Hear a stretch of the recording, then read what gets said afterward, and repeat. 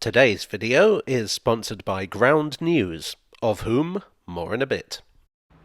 Today I'd like to talk about Waterloo Station. Not that Waterloo Station, this Waterloo Station. Waterloo East. I've always found this station a bit of a curiosity. It's attached to one of the busiest stations in Britain, yet it's also a separate thing. It has a tube station at each end, but I wouldn't call it an especially large station. Since I came this way last week, I've had an itch to talk about it properly. Now, while this video isn't about the big Waterloo station, the big Waterloo station is essential to understanding the history here. The big Waterloo station was opened by the London and South Western Railway. The LSWR weren't too satisfied with this station, seeing it as a compromise. It didn't serve the City of London proper, it didn't serve the West End, it was just sitting there on the south bank of the Thames and looking enviously over the river. The company considered all sorts of solutions to get their passengers to where they actually wanted to go. It wasn't until the 1860s that they found a solution, of sorts. It came from a different company. The South Eastern Railway served London Bridge, which was some way east, at the other end of the city, really.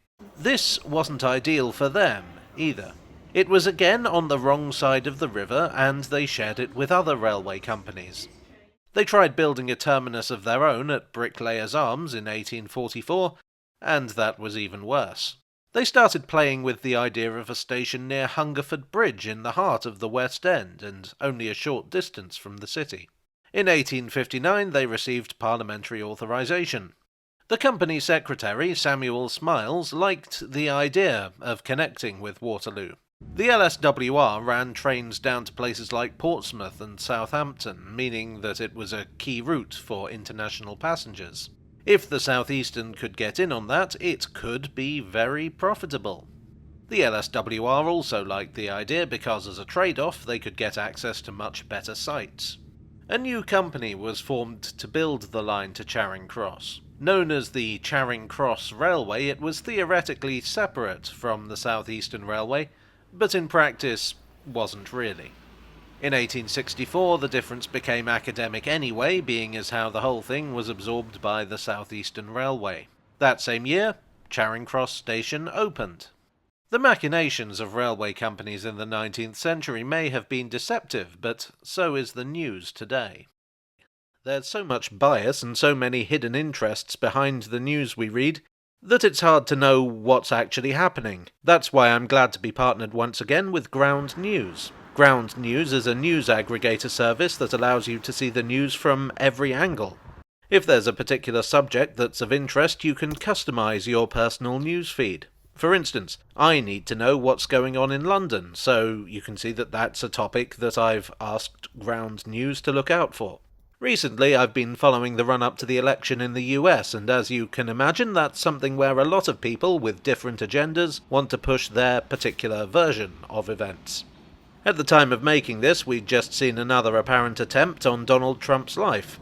If I look this up on Ground News, there's a remarkable number of articles on the subject, no fewer than 547. I can see that coverage is pretty evenly distributed in terms of left and right bias, with 68 sources covering it on the left, 66 on the right, and 119 in the centre. Let's take a closer look. This left-leaning source, HuffPost, goes into the investigation. We can see that this outlet is owned by the Roberts family and the Verizon Communications media conglomerate, and it's listed as being of mixed factuality. Meanwhile, this outlet, simply called News, leans right, is also mixed factuality, and is owned by the Murdoch family. Here, the story emphasizes that Trump is safe after his ordeal. I like Ground News because I want the full picture. I want to know what's actually happening, not just what some billionaire wants me to think. If that sounds like you too, then firstly, hello, and secondly, follow the link in the description or scan this QR code to get 40% off the Vantage subscription. That's the one I use that gives you access to all features. Unfortunately, there's nothing similar to help us understand Waterloo East, so you'll just have to take my word for it on that. These days, the most obvious remnant of the Charing Cross Railway Company is here at the abandoned Blackfriars Station. This was also opened in 1864, possibly to compete with the nearby Blackfriars Bridge Station, which was owned by the London Chatham and Dover Railway.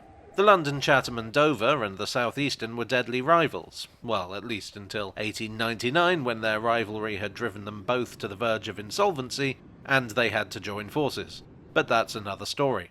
The connection with Waterloo Station consisted of a single line that ran off the South Eastern Viaduct, across the red bridge you see here, and right through Waterloo's station concourse. So the LSWR had what they wanted, the South Eastern had what they wanted. Everything's cool, right? No, not really. The connection was only used for regular passenger trains for a few years in the 1860s, and even then, not very many. Thereafter it was mostly used for special workings and empty rolling stock movements. The problem was that the Waterloo station that existed back then was totally different from the Waterloo station that exists now.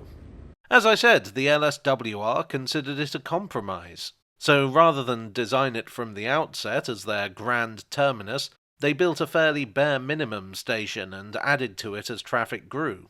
The result was a sprawling, complicated mess of a station, where finding your train was an expedition in itself. The LSWR just couldn't spare the space for another company's trains.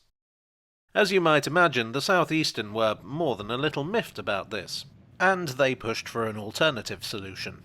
A station on the viaduct at Waterloo. They pushed even harder once they'd opened their fancy new terminus at Cannon Street in 1866. The LSWR were opposed and the whole thing ended up going to arbitration.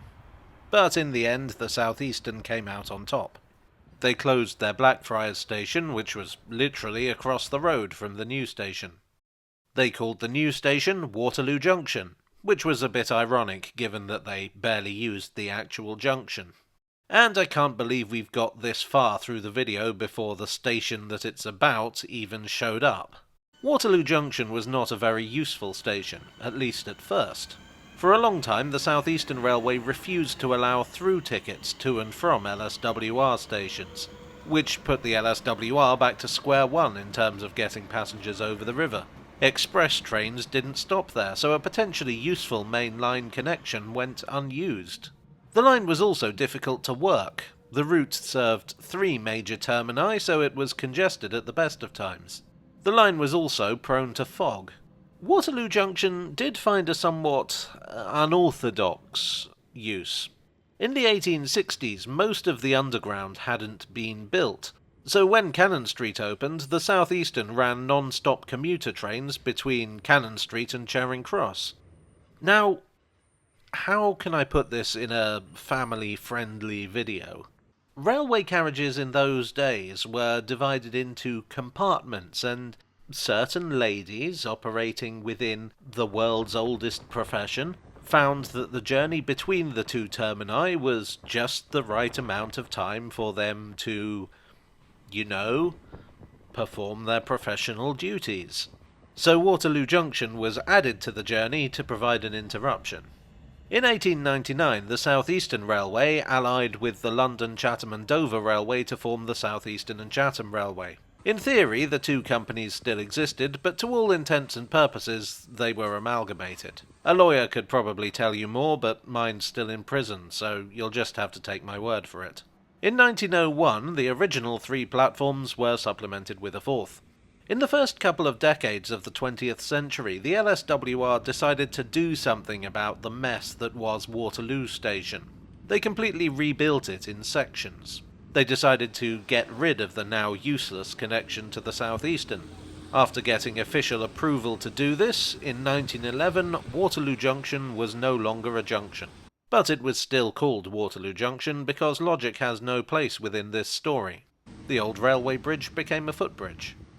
There was an unfortunate accident here in 1913 when in foggy conditions 2 commuter trains collided. 3 passengers lost their lives. The accident was attributed to negligence on the part of a signalman. In 1923, the railways of Britain were grouped together into 4 huge mega-companies. The LSWR and the South Eastern and Chatham were both folded into the Southern Railway. The new owners decided to try to make sense of the arrangements here. In 1926, colour light signals were installed, which were not only more modern, but made working in the fog a little bit easier. It was one of the first instances of colour light signalling in Britain. In 1933, express trains began to stop here. In 1935, the station was renamed to simply Waterloo, since there wasn't really any reason to distinguish between the two stations. To avoid confusion with the larger main part of the station, as it were, the platforms here were given letters instead of numbers. But I know what you're thinking. That sounds a bit too logical for Waterloo East.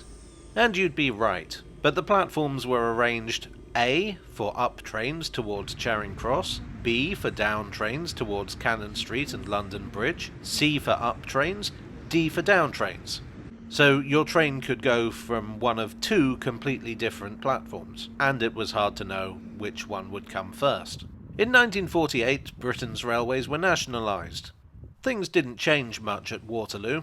Actually, things were so neglected that when there was a fire on the footbridge in 1965, it wasn't fixed up for nearly 20 years. In 1978, finally, the station was renamed Waterloo East. Other improvements came gradually. In 1984, the Greater London Council splashed out for improvements in the form of repairs to the overall roof and some shops along the footbridge. Given that the GLC headquarters at County Hall were nearby, I wonder if there were any regular commuters there who were able to push things through. Just speculation on my part, you understand. In 1992, a new footbridge was built, so those shops were abandoned. That is the footbridge that's in use today. Now, given that Waterloo East is attached to Waterloo, the obvious underground connection would be, well, Waterloo, which it is, but in 1999 it gained another tube connection. The Jubilee Line extension opened that year with a station at Southwark, which is joined on to Waterloo East. This takes a bit of pressure off the extremely busy Waterloo Underground. Waterloo East is, these days, an important commuter station, but it's one that has a fraction of the number of passengers using its neighbour. Still, it makes a lot more sense now than it did in 1869. Well, I do hope you enjoyed today's video. If so, please do leave a like and consider subscribing for more. I would like as ever to thank my donors on Ko-fi, on Patreon and here on YouTube for your support. You are the footbridge to my neighbouring station. I would also like to thank Ground News for sponsoring today's video.